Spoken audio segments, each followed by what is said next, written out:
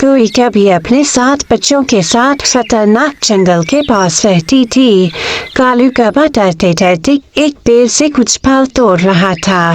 चलती चलती से कोरी कभी और बच्चों के लिए फल तोड़ लेता हूँ। अगर जंगल की कोई बासे या चीलें आ गई तो वो मुझे खा जाएंगी। कालू कौवा डरते डरते कुछ फल तोड़ता है और अपनी खाई की ओर चला जाता है।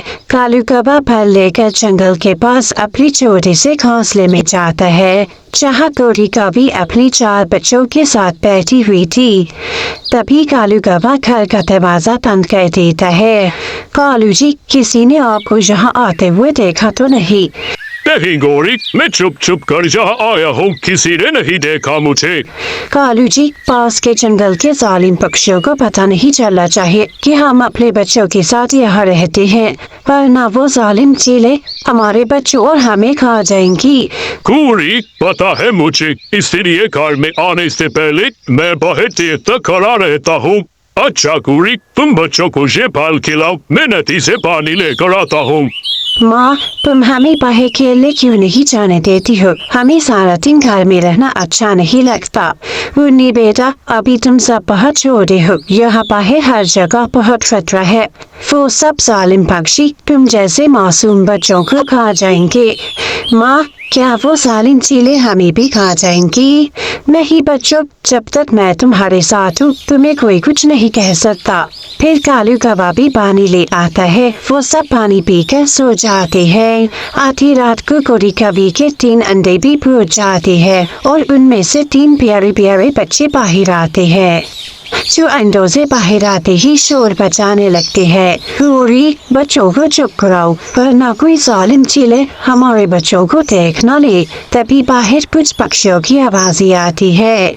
शी सुनकर कालू कौवा बाहर देखता है।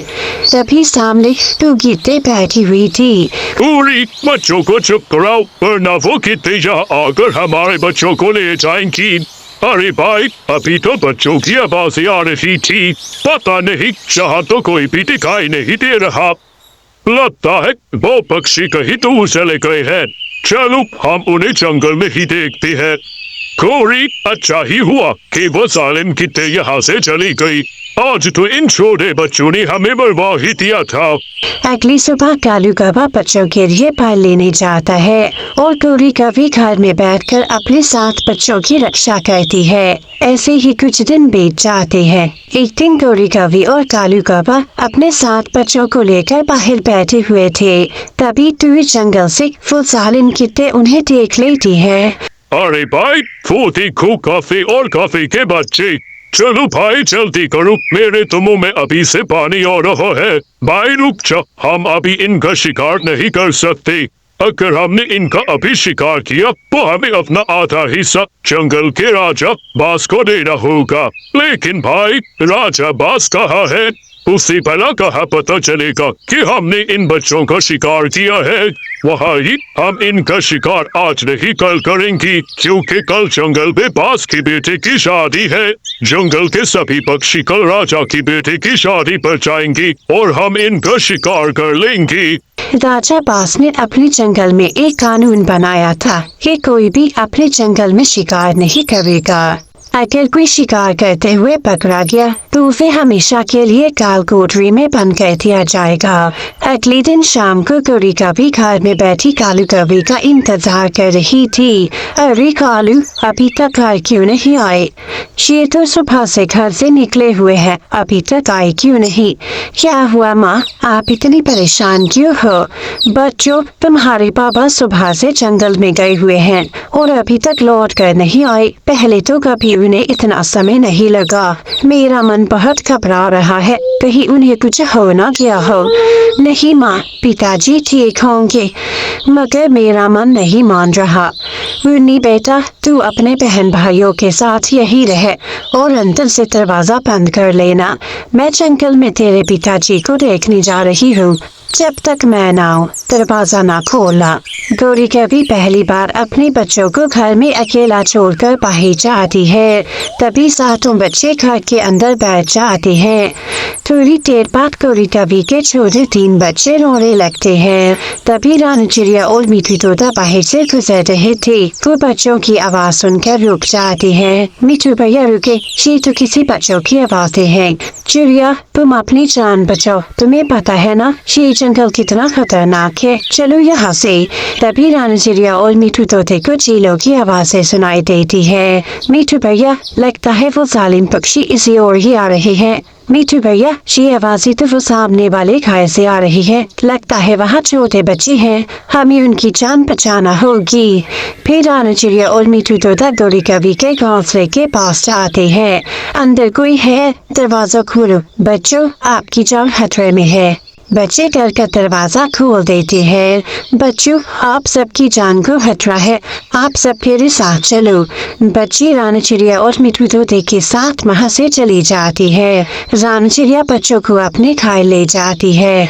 दूसरी ओर वो गिरती रात को गौरी कवि के घर जाती है, मगर वहाँ तो कुछ भी नहीं था।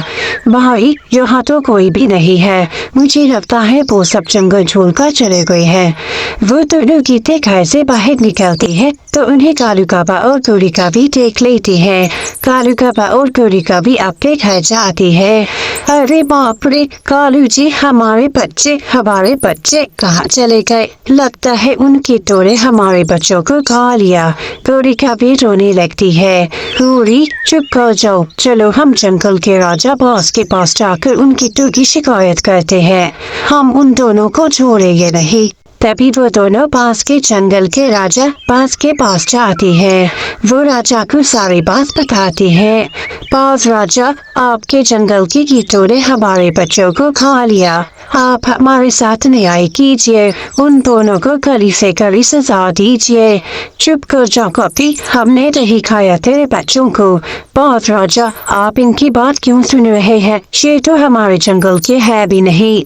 हाँ बास राजा, ये तो इस जंगल के है भी नहीं, आप इन्हें हमारे हवाले कर दीजिए, हम आप तक आधा हिस्सा पहुंचा देंगे।